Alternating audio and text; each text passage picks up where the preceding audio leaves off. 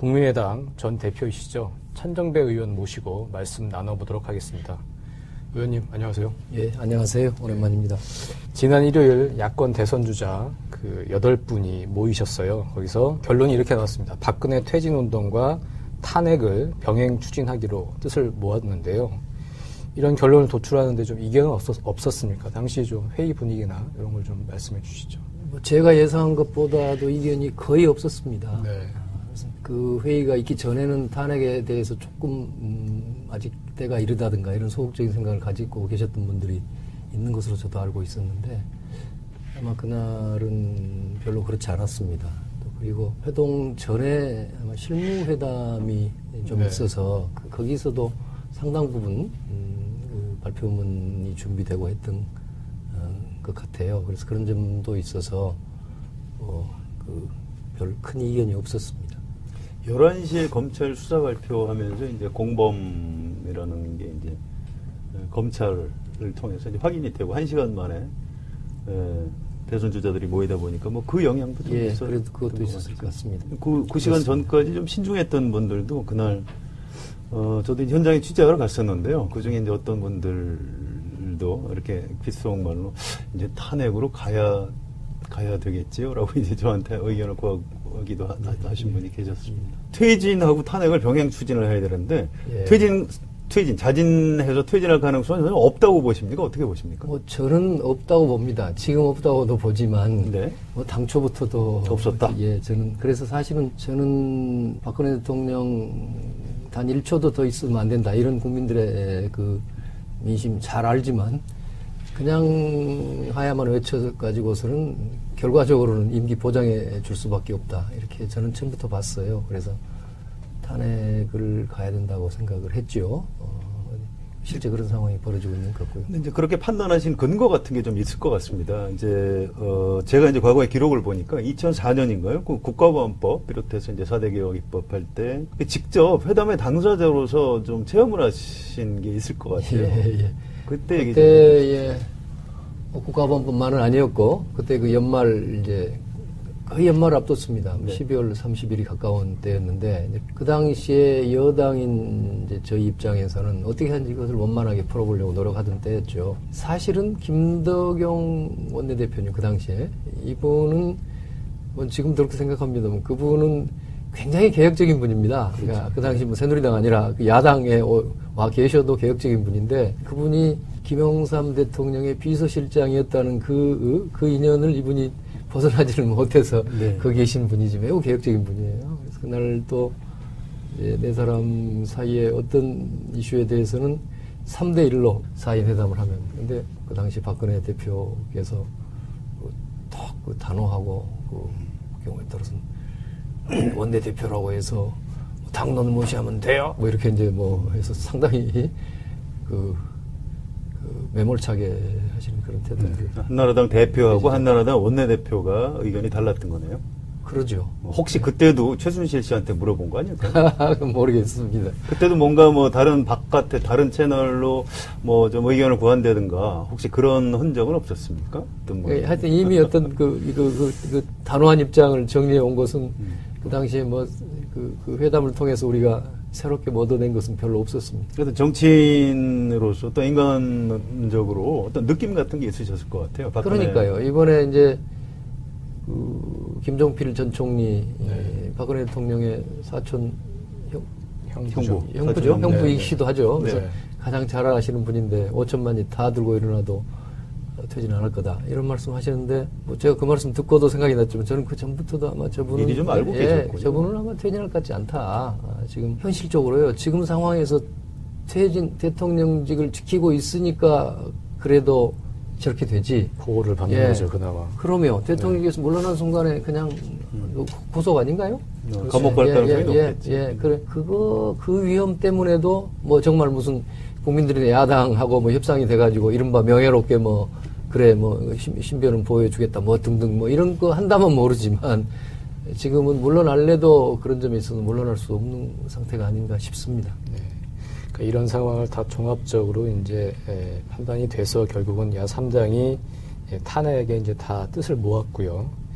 예, 그런 상황인데 지금 뭐 즉각 탄핵론도 있고 좀 더 사람을 모아서 더 작품을 만든 다음에 좀 끌고 가야 한다는 신중 탄핵론도 있는 것 같습니다. 의원님은 저는 어떤 차이가 있을지 모르겠어요. 네. 저는 말하자면 즉시 착수해야 한다고 생각하는 사람이에요. 그건 네. 즉시 착수하자는 것이지 당장 내자는 건 아닙니다. 그러니까 네. 실제로 지금 탄핵 소추에 의결이 되려면 200명의 네. 의원이 필요하잖아요. 네. 그리고 물론 그냥 사람을 규합하는 것도 중요하지만 여러 다른 조건들. 예컨대 탄핵 사유가 명백한가?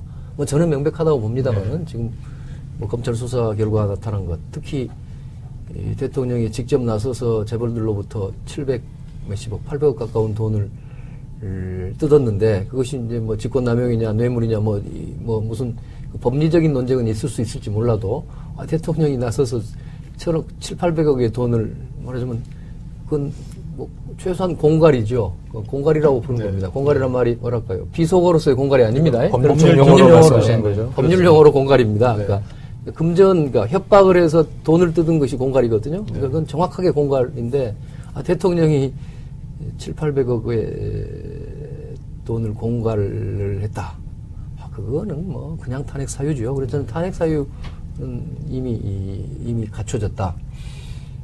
그러면은 어쨌든 200명이 모아져야 되고 또 그것이 무기명 투표를 하게 돼 있어요. 네, 그렇죠. 예, 그건 뭐 그 법을 고치기 전에는 뭐 그냥 무기명 투표인데 그러면 누가 어떤 표를 던질지는 알 수 없습니다. 그래서 저도 그래서 무슨 착수를 먼저 하자는 것이지 저는 발의 때부터 이미 발의는 151명이면 되죠. 지금 야당 의원들만으로 되지만 그렇습니다.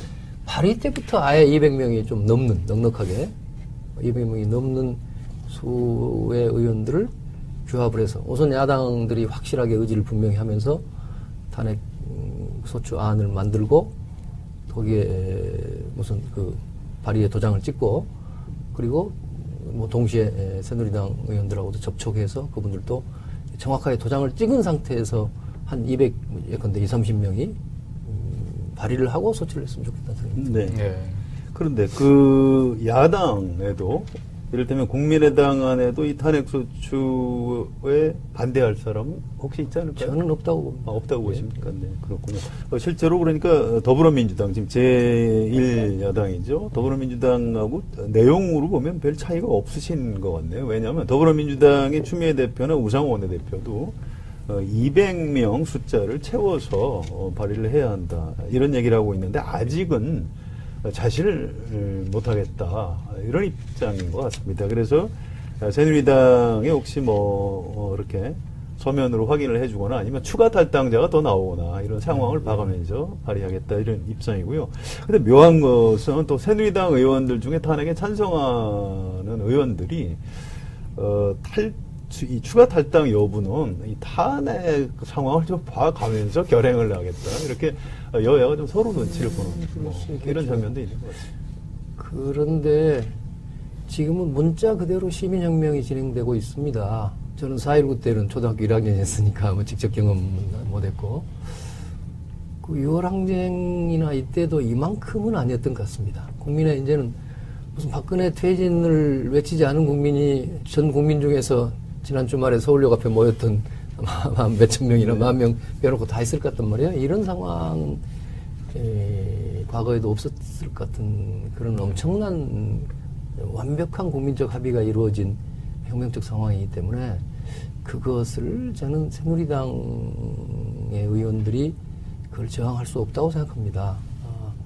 뭐 그럴 리는 없지만 막말로 탄핵이 부결됐다고 쳐보십시다. 그 다음에 이루어질 사태는요, 아마 새누리당으로서는 그건 감당할 수 없는 사태가 이르리라고 생각합니다. 네. 그러니까 지금은 국민 누구나 그렇고 저도 이거 헌법 질서 내에서 해결해 보자는 거 아닙니까? 그렇죠. 헌법을 뭐 정지하거나 이런 것 없이. 그런데 이렇게 지금 박근혜 대통령이 버티고 유일한 수단이 지금 탄핵인데 그것마저도 무산된다고 하면 그것이 그 다음에는 정말 무슨 폭력적인 유혈혁명으로 갈 수밖에 없는지도 모르겠어요. 그런 일이 절대 생겨서는 안 되죠. 저는 그런 점에서 헌재도 마찬가지라고 생각합니다. 헌재에 관해서도 뭐 우려한 분들이 많은데요. 네. 물론 뭐 제가 그 몰라서는 그런 건 아닙니다. 현재 재판관들이 평상시라고 그러면 매우 뭐 좀 공안검사 출신 현재 소장이고 네. 굳이 정치적 성향을 따지면은 박근혜 대통령의 반기를 들 분들이 아니라는 걸 알고 있지만 지금은 혁명 상황이고요. 혁명 상황이고 또 하나는 헌법재판은 재판입니다. 어떻게 대통령이 700~800억의 돈을 기업으로부터 공갈해서 얻었다. 이거를 놓고 어떻게 판결을 내다가 뭐 이럼에도 불구하고 기각이다? 아니면 그런 증거가 부족하다? 어떻게 저는 모르겠어요. 제 머리로는 도저히 그 기각 판결을 할 수 있는 상황이 상상이 되지 않았습니다. 네, 네. 뭐 미룰 수는 있을지 몰라요. 미룰 수는. 뭐 아까 예컨대 1월달에 헌법재판 소장이 공석이고 네. 또 뭐 이정미 재판관이 재판관이 3월에 3월달에 그때까지 간다면 공석이 뭐 또 공석이 되고 하면은 뭐 이제 새로운 걸 채울 때까지 뭐 채우자든가 또는 뭐 이제 수사나 재판 결과를 더 보고 그걸 좀 자료를 보완해서 신중하게 판단하자든가 뭐 이렇게는 할 수 있을지 모르지만 그 헌법재판소가 탄핵을 기각한다? 저는 그것은 상상할 수 없는 일입니다. 아무튼 그 정당에서 또 국회의원들은 어떤 이런 혁명적 상황에서 이제 국민들을 믿고 원칙대로 그냥 가야 한다. 지금 이런 생각을 하시는 거죠? 예, 그렇습니다. 그 길 외에 뭐 다른 길이 안 보이는 거거든요. 탄핵 외에 박근혜 대통령을 어떻게 물러나게 하죠? 그냥 물러나게 할 방법이 없잖아요. 네. 박근혜 대통령을 정말 강제로 끌어내릴 수 있는 헌법 테두리 안에 있는 그 탄핵이라는 제도, 거기에 어쨌든 야 3당이 지금 뜻을 모았고 그것은 검찰의 이제 중간 수사 결과 발표가 상당히 기여한 바가 좀 있는 것 같습니다. 의원님은 참여정부 시절에 이제 법무장관도 하셨는데요. 이번 그 검찰 수사 평가를 한다면 어떻게 할 수 있을까요? 뭐 검찰도 현재 상황, 그러니까 혁명 상황을 외면할 수가 없었죠. 네. 검찰이라는 조직이 자기 자신들의 어떤 그 조직의 보호나 이런데 굉장히 그 집착이 있는 분들 아니에요. 네.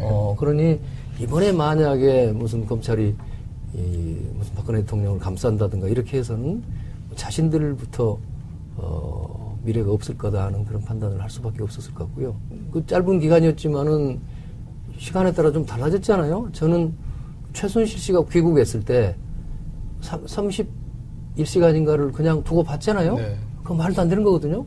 검찰로서는 당연히 비행기 안까지 들어가서 기내까지 들어가서 그걸 체포해서 데려오는 것이 상식 중의 상식인데 그거를 그냥 두고 30여 시간을 놓은 걸로 봐서 이 사람들이 아직도 이 검찰이 사실은 박근혜 대통령이나 그쪽의 어떤 컨트롤 타워에 의해서 지배되고 있구나 하는 생각을 했습니다.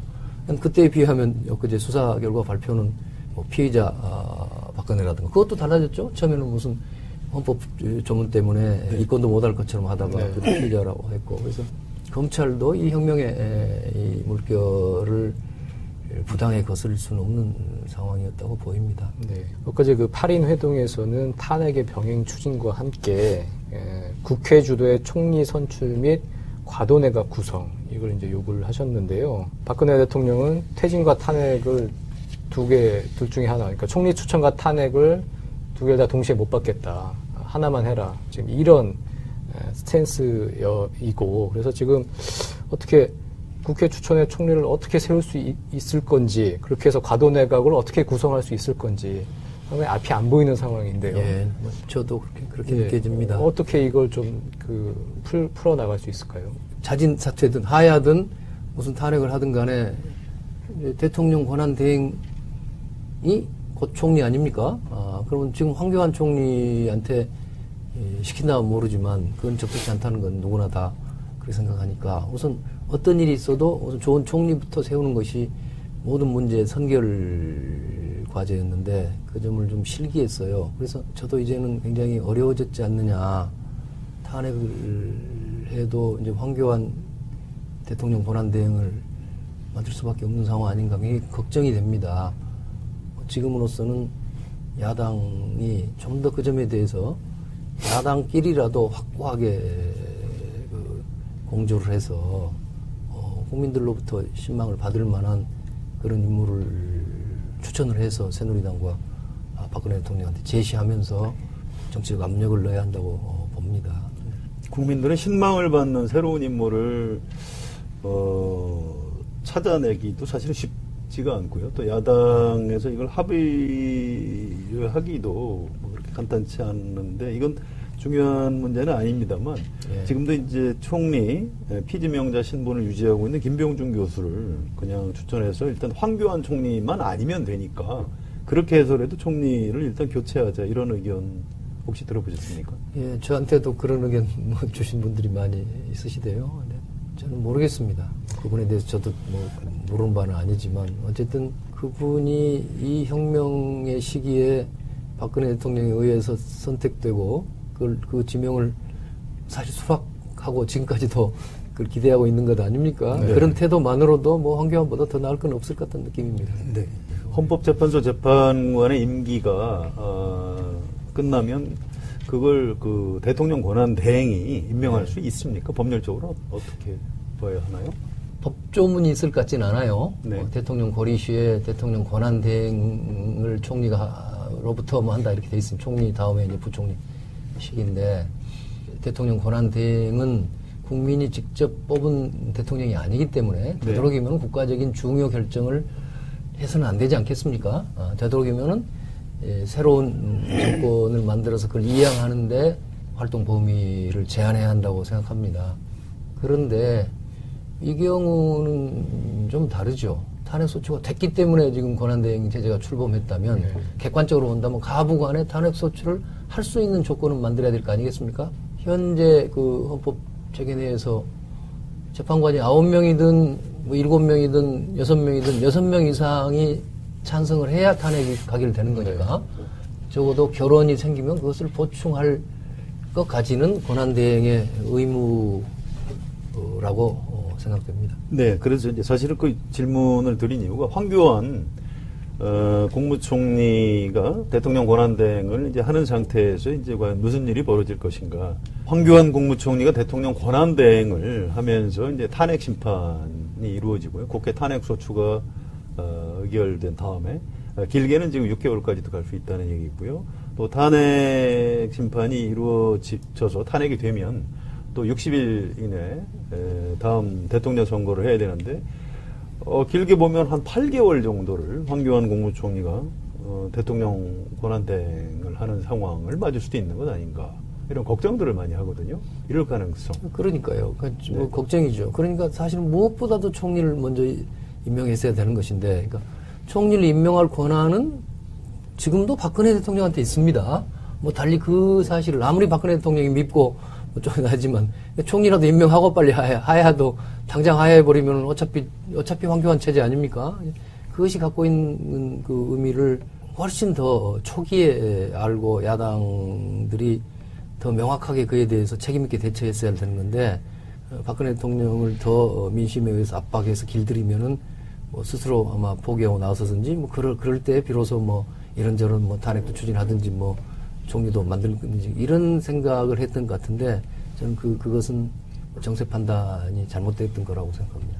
아무튼 현실적으로 말이죠. 지금 박근혜 대통령은 황교안 국무총리를 교체할 생각이 별로 없는 것 같은데요. 이 상황에서라도 탄핵을 추진해서 박근혜 대통령 직무를 정지시키고 뭐 황교안 총리 체제에서 대한민국이 몇 개월 가더라도 탄핵해야 된다. 현실적으로 이렇게 보십니까? 아니면 탄핵을 해야죠. 네. 탄핵은 그러니까 박근혜 대통령의 퇴진을 위해서도 탄핵을 해야 되고요. 지금 박근혜 대통령의 탄핵을 바라는 것은 사실 뭐 국민적 감정도 그렇지만 감정만의 문제가 아니죠. 박근혜 대통령이 어떤 폭정을 할지 모릅니다. 지금도 오늘 또 이제 그 한일 군사 정보 협정 체결하지 않습니까? 네. 보니까 이것은 업무가 통상 진행됐다기보다도 청와대 측에서 서두르라고 해서 이런 짓을 하잖아요. 이게 뭐 굉장히 국가적으로도 국익에 반할 가능성도 있고 또 그렇지 않다 하더라도 지금 판에 그런 거 할 게 아니란 말이에요. 네. 적어도 국민적 토론이 많이 필요한 부분을 그렇게 가고 아니 검찰 인사권도 저 박근혜 대통령한테 있습니다. 지금 언제 어떻게 될지 몰라요. 그거 내년에 되면 지금은 못 하겠지만 내년 초가 되면 그 정기 인사를 하게 될 텐데 박근혜 대통령이 정기 인사를 미뤄야 될 이유는 없지 않습니까? 네. 검찰 인사뿐만 아니라 여러 가지 국정교과서 문제도 사실은 박근혜 대통령을 지금 지금 직무를 정지시키면 저는 탄핵이 필요한 것은 우선 직무 정지를 빨리 시켜야 한다고 생각합니다. 그러니까 직무 정지는 국회에서 탄핵 소추만 하면 되는 거기 때문에 그것은 이제 국회 사정에 달려 있지만 빠르면 뭐 며칠 이내도 할 수 있게 돼 있어요. 네. 예, 발의하고 72시간 이내 표결하게 돼 있잖아요. 네. 그러니까 뭐 한 일주일 정도도 충분히 다음 주에도 할 수 있는 뭐 이번 주에도 할 수 있겠죠. 굳이 뭐 한다면. 그러니까 그거를 빨리 해서 박근혜 대통령이 졸속 뭐 폭정 매우 또 퇴행적인 여러 국정 운영을 못하도록 막는 게 매우 중요하다고 생각합니다. 그래서 또 하나는 저는 이 앞으로 역사를 위해서도 2016년에 대한민국의 박근혜라는 대통령이 이러이러한 잘못과 죄를 저질러서 이러이러한 이유로 대한민국의 헌법질서 내에서 이 사람한테 어떤 불이익을 가했다 하는 것이 공적 그 책임을 물었다 하는 것이 명확하게 가는 게 옳다고 생각합니다. 공식적으로 우리 법적 체계 내에서 대통령 박근혜라는 공적지에 대해서 명확한 단죄가 있어야 되지요. 그래서 그런 점에서도 저는 사실은 탄핵이 바람직하다고 보는 사람입니다. 네. 오늘 천정배 의원 모시고 지금의 상황 어떻게 타개해야 하는지 말씀 들었습니다. 박근혜 대통령, 폭주하는 박근혜 대통령의 직무정지가 빨리 필요하다. 그런 말씀이 가장 인상적이네요. 말씀 주셨던 개혁적이고 성찰적인 세력들이 함께 힘을 모아서 빨리 박근혜 대통령을 끌어내려야 할 것 같습니다. 천 의원님 오늘 나와주셔서 감사하고요. 네. 더정치 23번째 시간 오늘은 여기까지입니다. 감사합니다. 예, 감사합니다. 감사합니다. 순간에 그냥 구속 아닌가요? 감옥 갈 가능성이 높겠지. 그래. 그 위험 때문에도 뭐 정말 무슨 국민들이 야당하고 뭐 협상이 돼가지고 이른바 명예롭게 뭐 그래 뭐 신변은 보여주겠다 뭐 등등 뭐 이런 거 한다면 모르지만 지금은 물러날래도 그런 점에 있어서 물러날 수 없는 상태가 아닌가 싶습니다. 네. 그러니까 이런 상황을 다 종합적으로 이제 판단이 돼서 결국은 야 3당이 탄핵에 이제 다 뜻을 모았고요. 그런 상황인데 지금 뭐 즉각 탄핵론도 있고 좀 더 사람을 모아서 또 작품을 만든 다음에 좀 끌고 가야 한다는 신중 탄핵론도 있는 것 같습니다. 의원님은 저는 어떤 차이가 있을지 모르겠어요. 네. 저는 말하자면 즉시 착수해야 한다고 생각하는 사람이에요. 그건 네. 즉시 착수하자는 것이지 당장 내자는 건 아닙니다. 그러니까 네. 실제로 지금 탄핵 소추에 의결이 되려면 200명의 네. 의원이 필요하잖아요. 네. 그리고 물론 그냥 사람을 규합하는 것도 중요하지만 여러 다른 조건들. 예컨대 탄핵 사유가 명백한가? 뭐 저는 명백하다고 봅니다만은 지금 뭐 검찰 수사 결과가 나타난 것, 특히 이 대통령이 직접 나서서 재벌들로부터 700 몇십억, 800억 가까운 돈을 뜯었는데 그것이 이제 뭐 직권남용이냐 뇌물이냐 뭐 무슨 법리적인 논쟁은 있을 수 있을지 몰라도 대통령이 나서서 거기 계신 분이지 매우 개혁적인 분이에요. 그래서 그날 또 네 사람 사이에 어떤 이슈에 대해서는 3대1로 4인 회담을 하면 근데 그 당시 박근혜 대표께서 그 단호하고 그 경우에 따라서는 원내대표라고 해서 당론 무시하면 돼요. 뭐 이렇게 이제 뭐 해서 상당히 매몰차게 하시는 그런 태도들. 한나라당 대표하고 한나라당 원내대표가 의견이 달랐던 거네요. 그러죠. 혹시 그때도 최순실 씨한테 물어본 거 아닐까요? 모르겠습니다. 그때도 뭔가 뭐 다른 바깥에 다른 채널로 뭐 좀 의견을 구한다든가 혹시 그런 흔적은 없었습니까? 어떤 뭐 하여튼 이미 어떤 그 단호한 입장을 정리해 온 것은 그 당시에 뭐 그 회담을 통해서 우리가 새롭게 뭐 얻어낸 것은 별로 없었습니다. 그래서 정치인으로서 또 인간적으로 어떤 느낌 같은 게 있으셨을 것 같아요. 박근혜. 그러니까요. 이번에 이제 김종필 전 총리 박근혜 대통령의 사촌 형부죠. 형부죠. 형부이기도 하죠. 그래서 네. 가장 잘 아시는 분인데 5천만이 다 들고 일어나도 퇴진 안 할 거다 이런 말씀 하시는데 뭐 제가 그 말씀 듣고도 생각이 났지만 저는 그 전부터도 아마 저분은 미리 좀 알고 계셨군요. 저분은 아마 퇴진할 것 같지 않다. 지금 현실적으로요. 지금 상황에서 대통령직을 지키고 있으니까 그래도 저렇게 되지. 보호를 받는 거죠 그나마. 그러면 대통령께서 물러나서 국민의당 전 대표이시죠. 천정배 의원 모시고 말씀 나눠보도록 하겠습니다. 의원님 안녕하세요. 예, 안녕하세요. 오랜만입니다.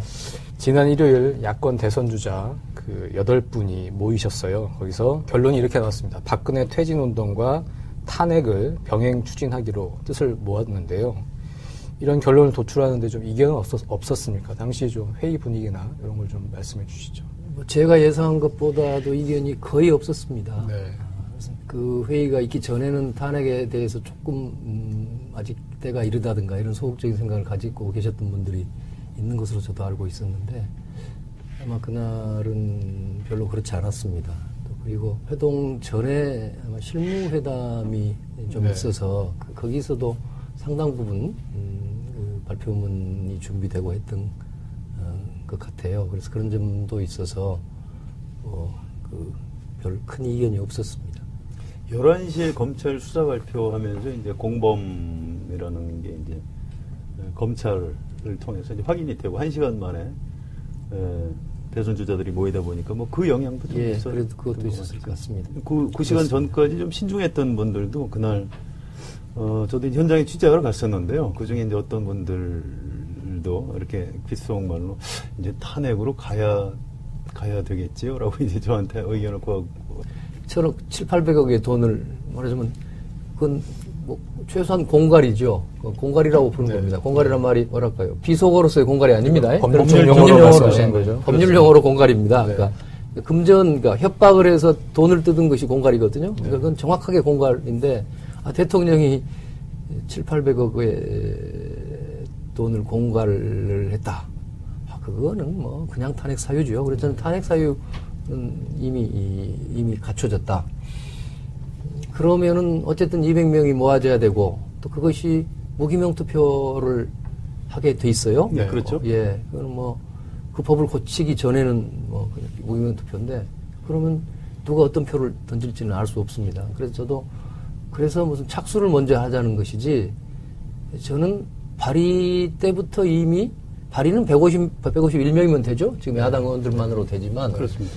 발의 때부터 아예 200명이 좀 넉넉하게 200명이 넘는 수의 의원들을 규합을 해서 우선 야당들이 확실하게 의지를 분명히 하면서 탄핵 소추안을 만들고 거기에 무슨 그 발의의 도장을 찍고 그리고 뭐 동시에 새누리당 의원들하고도 접촉해서 그분들도 정확하게 도장을 찍은 상태에서 한 200, 예컨대 20-30명이 발의를 하기도 하신 분이 계셨습니다. 퇴진하고 탄핵을 병행 추진을 해야 되는데 예. 자진해서 퇴진할 가능성은 전혀 없다고 보십니까? 어떻게 보십니까? 뭐 저는 없다고 봅니다. 지금 없다고도 보지만 네. 뭐 당초부터도 없었다? 예, 사실은 저는 박근혜 대통령 단 1초도 더 있으면 안 된다. 이런 국민들의 그 민심 잘 알지만 그냥 하야만 외쳐가지고서는 결과적으로는 임기 보장해 줄 수밖에 없다. 이렇게 저는 처음부터 봤어요. 그래서 탄핵을 가야 된다고 생각을 했죠. 실제 그런 상황이 벌어지고 있는 것 같고요. 근데 이제 그렇게 판단하신 근거 같은 게 좀 있을 것 같습니다. 이제 제가 이제 과거의 기록을 보니까 2004년인가요? 그 국가보안법 비롯해서 이제 4대 개혁 입법할 때 직접 회담의 당사자로서 좀 체험을 하신 게 있을 것 같아요. 예.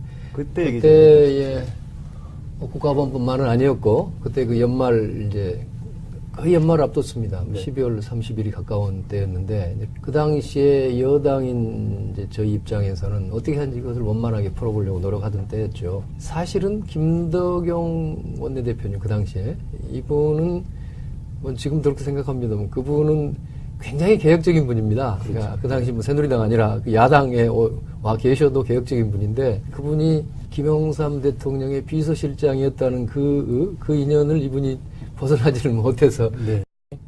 국민의당 전 대표이시죠. 천정배 의원 모시고 말씀 나눠보도록 하겠습니다. 의원님 안녕하세요. 예, 안녕하세요. 오랜만입니다. 지난 일요일 야권 대선 주자 그 8분이 모이셨어요. 거기서 결론이 이렇게 나왔습니다. 박근혜 퇴진 운동과 탄핵을 병행 추진하기로 뜻을 모았는데요. 이런 결론을 도출하는데 좀 이견은 없었습니까? 당시 좀 회의 분위기나 이런 걸 좀 말씀해 주시죠. 뭐 제가 예상한 것보다도 이견이 거의 없었습니다. 네.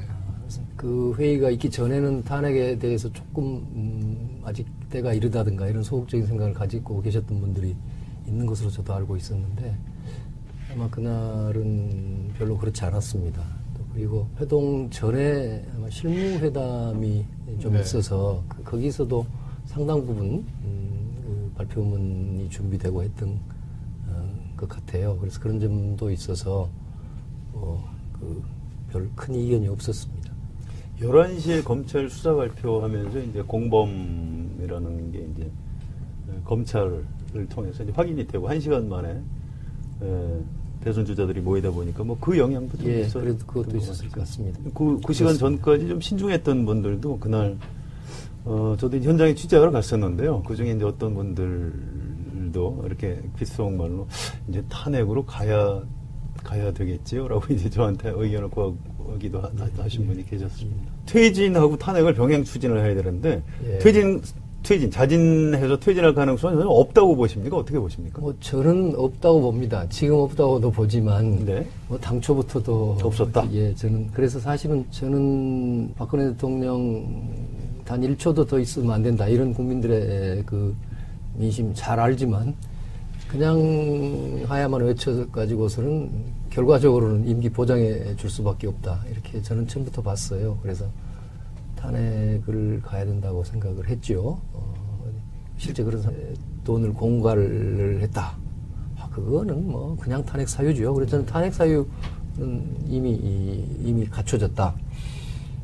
그러면은 어쨌든 200명이 모아져야 되고 또 그것이 무기명 투표를 하게 돼 있어요. 네, 그렇죠. 예, 그건 뭐 그 법을 고치기 전에는 뭐 무기명 투표인데 그러면 누가 어떤 표를 던질지는 알 수 없습니다. 그래서 저도 그래서 무슨 착수를 먼저 하자는 것이지 저는 발의 때부터 이미 발의는 151명이면 되죠. 지금 야당 의원들만으로 되지만 그렇습니다. 발의 때부터 아예 200명이 좀 넘는 넉넉하게 200명이 넘는 수의 의원들을 규합을 해서 우선 야당들이 확실하게 의지를 분명히 하면서 탄핵 소추안을 만들고 거기에 무슨 그 발의의 도장을 찍고 그리고 뭐 동시에 새누리당 의원들하고도 접촉해서 그분들도 정확하게 도장을 찍은 상태에서 한 200, 예컨대 20-30명이 발의를 하고 소추를 했으면 좋겠다는 생각입니다. 네. 예. 그런데 그 야당에도 이를테면 국민의당 안에도 이 탄핵소추에 반대할 사람은 혹시 있지 않을까요? 저는 없다고 봅니다. 없다고 보십니까? 네, 그렇군요. 실제로 그러니까 더불어민주당, 지금 제1야당이죠. 더불어민주당하고 내용으로 보면 별 차이가 없으신 것 같네요. 왜냐하면 더불어민주당의 추미애 대표나 우상호 원내대표도 200명 숫자를 채워서 발의를 해야 한다. 이런 얘기를 하고 있는데 아직은 자신을 못하겠다 이런 입장인 것 같습니다. 그래서 새누리당에 혹시 이렇게 서면으로 확인을 해주거나 아니면 추가 탈당자가 더 나오거나 이런 상황을 봐가면서 발의하겠다 이런 입장이고요. 근데 묘한 것은 또 새누리당 의원들 중에 탄핵에 찬성하는 의원들이 이 추가 탈당 여부는 이 탄핵 상황을 좀 봐가면서 결행을 하겠다. 이렇게 여야가 좀 서로 눈치를 보는 이런 장면도 있는 것 같습니다. 그런데 지금은 문자 그대로 시민혁명이 진행되고 있습니다. 저는 4.19 때는 초등학교 1학년이었으니까 뭐 직접 경험은 못했고 그 6월 항쟁이나 이때도 이만큼은 아니었던 것 같습니다. 국민의 이제는 무슨 박근혜 퇴진을 외치지 않은 국민이 전 국민 중에서 지난 주말에 서울역 앞에 모였던 몇천 명이나 10,000명 빼놓고 다 있을 것 같단 말이에요. 이런 상황은 과거에도 없었을 것 같은 그런 엄청난 완벽한 국민적 합의가 이루어진 혁명적 상황이기 때문에 그것을 저는 새누리당의 의원들이 그걸 저항할 수 없다고 생각합니다. 뭐 그럴 리는 없지만 막말로 탄핵이 부결됐다고 쳐보십시다. 그 다음에 이루어질 사태는요, 아마 새누리당으로서는 그건 감당할 수 없는 사태가 이러리라고 생각합니다. 네. 그러니까 지금은 국민 누구나 그렇고 저도 이거 헌법 질서 내에서 해결해 보자는 거 아닙니까? 그렇죠. 헌법을 뭐 정지하거나 이런 것 없이. 그런데 이렇게 지금 박근혜 대통령이 버티고 유일한 수단이 지금 탄핵인데 그것마저도 무산된다고 하면 그것이 그 다음에는 정말 무슨 폭력적인 유혈 혁명으로 갈 수밖에 없는지도 모르겠어요. 그런 일이 절대 생겨서는 안 되죠. 저는 그런 점에서 헌재도 마찬가지라고 생각합니다. 헌재에 관해서도 뭐 우려한 분들이 많은데요. 네. 물론 뭐 제가 그 몰라서는 그런 건 아닙니다. 헌재 재판관들이 평상시라고 그러면 매우 뭐 좀 공안검사 출신 이 헌재 소장이고 네. 굳이 정치적 성향을 따지면은 박근혜 대통령의 반기를 들 분들이 아니라는 걸 알고 있지만 지금은 혁명 상황이고요. 혁명 상황이고 또 하나는 헌법재판은 재판입니다. 어떻게 대통령이 700~800억의 돈을 기업으로부터 공갈해서 얻었다. 이거를 놓고 어떻게 판결을 내다가 뭐 이럼에도 불구하고 기각이다? 아니면 그런 증거가 부족하다? 그렇지만 저는 그 전부터도 아마 저분은 미리 좀 알고 계셨군요. 저분은 아마 퇴진할 것 같지 않다. 지금 현실적으로요. 지금 상황에서 대통령직을 지키고 있으니까 그래도 저렇게 되지. 보호를 받는 거죠, 그나마. 그러면 대통령께서 물러난 순간에 그냥 구속 아닌가요? 감옥 갈 가능성이 높겠지. 그래. 그 위험 때문에도 뭐 정말 무슨 국민들이 야당하고 뭐 협상이 돼가지고 이른바 명예롭게 뭐 그래 뭐 신변은 보여주겠다 뭐 등등 뭐 이런 거 한다면 모르지만 지금은 물러날래도 그런 점에 있어서 물러날 수 없는 상태가 아닌가 싶습니다. 네. 그러니까 이런 상황을 다 종합적으로 이제 판단이 돼서 결국은 야 3당이 탄핵에 이제 다 뜻을 모았고요. 그런 상황인데 지금 뭐 즉각 탄핵론도 있고 좀 더 사람을 모아서 작품을 만든 다음에 좀 끌고 가야 한다는 신중 탄핵론도 있는 것 같습니다. 의원님은 저는 어떤 차이가 있을지 모르겠어요. 네. 저는 말하자면 즉시 착수해야 한다고 생각하는 사람이에요. 그건 네. 즉시 착수하자는 것이지 당장 내자는 건 아닙니다. 그러니까 네. 실제로 지금 탄핵 소추의 의결이 되려면 200명의 의원이 필요하잖아요. 네. 그리고 물론 그냥 사람을 규합하는 것도 중요하지만 여러 다른 조건들. 예컨대 탄핵 사유가 명백한가?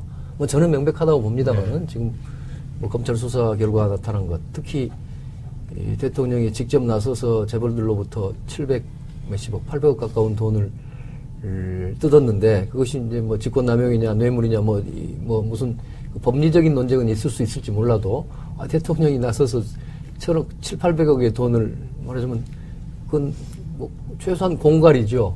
공갈이라고 부르는 겁니다. 공갈이란 말이 뭐랄까요? 비속어로서의 공갈이 아닙니다. 법률 용어로 말씀하시는 거죠. 법률 용어로 공갈입니다. 그러니까 그러니까 협박을 해서 돈을 뜯은 것이 공갈이거든요. 그러니까 그건 정확하게 공갈인데 대통령이 700~800억의 상황이 벌어지고 있는 것 같고요. 근데 이제 그렇게 판단하신 근거 같은 게 좀 있을 것 같습니다. 이제 제가 이제 과거의 기록을 보니까 2004년인가요? 그 국가보안법 비롯해서 이제 4대 개혁 입법할 때 직접 회담의 당사자로서 좀 체험을 하신 게 있을 것 같아요.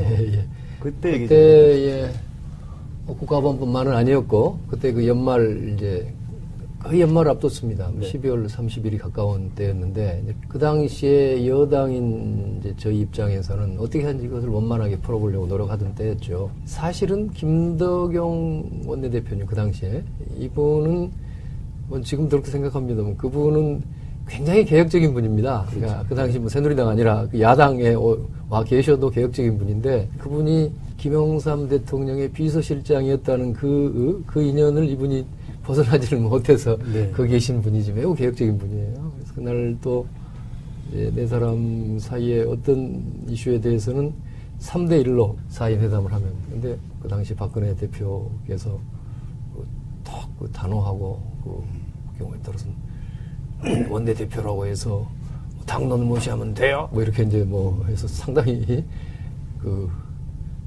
매몰차게 하시는 그런 태도들. 한나라당 대표하고 한나라당 원내대표가 의견이 달랐던 거네요. 그러죠. 혹시 그때도 최순실 씨한테 물어본 거 아닐까요?